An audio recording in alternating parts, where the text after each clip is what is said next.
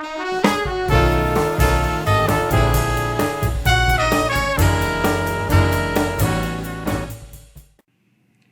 everyone, I'm Corey and we're talking Manpower.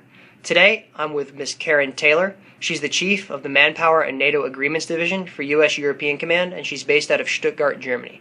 Ms. Taylor, thank you very much for being here today. I appreciate it. Thank you for having me. So explain to me a little bit about what you do at EUCOM. At EUCOM, I am responsible for a team of 15 people, and we manage the joint manpower programs for Headquarters U.S. European Command and for the U.S. contribution to NATO. That's about 5,500 billets on 2 joint tables of distribution, and for EUCOM, the joint table of mobilization distribution, the reserve manning in times of crisis. That sounds very, very complicated. So what are the unique benefits and challenges of doing manpower and force management at a combatant command? One of the challenges is, unlike the Army, unlike the services, the manpower standards that are outlined in the instructions and the joint instructions for the combatant commands are very open. We don't have standards.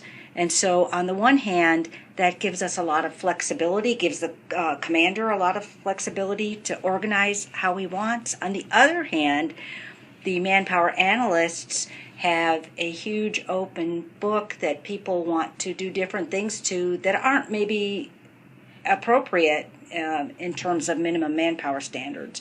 So it can be challenging in suppressing the appetite to do things that we shouldn't be doing. But it kind of helps foster creativity in a way, because it's like, well, we don't really have strict instructions on how to do it, so let's figure out a way. Well, and that's what one of the benefits is. It's not only challenging, but you have more flexibility, more ability to structure the things the way that need to be structured in support of the mission. It's not as slow of a process as maybe it is in the services. So, here at headquarters, manpower and force management decisions are felt every day because it's, they're just a couple floors away. So how does the leadership's decisions here at headquarters affect you on your day-to-day missions? The same congressional decisions and OSD decisions that affect the Army affect the combatant commands. And I think the biggest one that's happening right now is the NDAA said we are going to cut 25% across the department. So just as the Army within the big Army, the proper Army, is trying to figure out how do we make those cuts and where do we make those cuts, we're doing the same thing in the combatant commands. How do we cut 25% of our military manpower to meet congressional intent to downsize? Is there any sort of delay from when Congress makes the decision to when you get word of the news? I mean, obviously there's the time difference, but does that play a role at all, the kind of the delay? And well, what it makes all of us doing, whether we are working for the Army or working for a combatant command, is you have to stay knowledgeable about these kinds of decisions. You have to look at the NDAA. You have to try to say what are the impact, and then work with, in our case, with the joint staff to say, how is this going to be interpreted? How is it going to come down? And what are the expectations of the combatant commands? Which is the same thing at Big Army in the high levels they're doing with OSD and with their leadership as well. So I know you touched on this a little bit earlier, but what are the types of projects that you and your team are currently working on? Downsizing in response to congressional and OSD direction. We are also preparing for a joint manpower study that the Air Force is going to lead. However, we are going to have representatives from the Navy and the Army, 12 people, because what we've asked for is, with all the changes going on, we believe we need to re-baseline what kind of manpower we need at EUCOM. And so they are going to come in for 6 weeks in April and May and do a top-to-bottom joint manpower study to help us baseline our manpower. So since you work with the different services on a day-to-day basis, or at least a regular basis, how do they kind of do it differently than the Army do? The Army is more structured, and you have an annual update. The Air Force is supposed to, of your manpower documents, and you have the G3 involved, whereas the Air Force, it's through the A1 channels, not through their A3, and we have a little bit more flexibility in terms of doing things out of cycle than we do in the Army.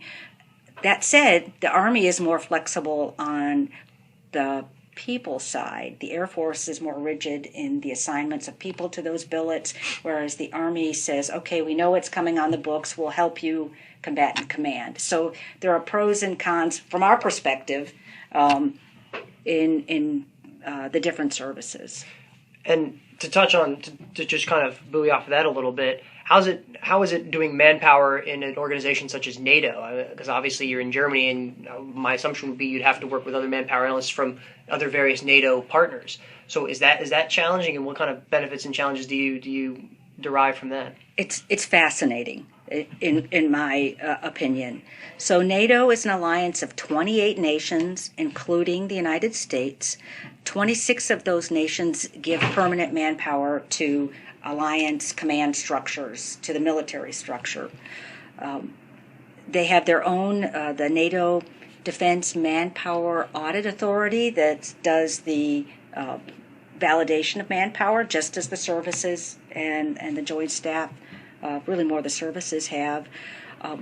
But all the decisions that go into these manpower, let me give you an example. When NATO creates a new structure, and they say, here's our new structure, initially there are no nations assigned to those billets. And we have to go through a process, every nation, and we represent the U.S., where we bid for billets. And so we say, I want that billet for the United States. And somebody else says, no, I want that billet for Spain. And so we have to negotiate for billets, which I think is really one of the most interesting parts of what we do. The other thing is, when NATO comes up with a new structure, all 28 nations have to agree to it. And so they have to send it out to all the nations and get consensus, which is, imagine the bureaucracy we have in the Army or the Joint Staff times 28. Yeah, I can imagine that, because they've all got different competing things from their own governments and right. the way they look at the world. Right. Well, everyone, that's all we have time for today. Our conversation with Ms. Karen Taylor will continue on Monday. And until then, have a great Army Day.